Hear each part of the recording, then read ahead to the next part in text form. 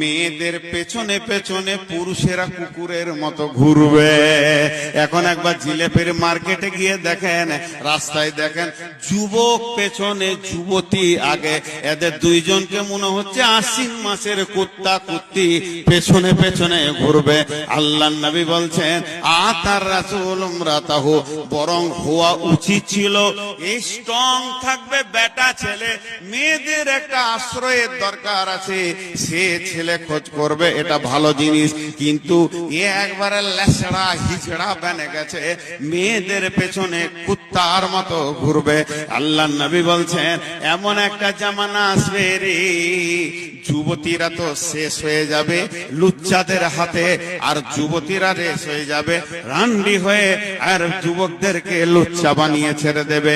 অন্য হাদিসে আছে কাসরাতুজ জিনা, পৃথিবীতে একটা সতী নারী পাওয়া মুশকিল হয়ে যাবে।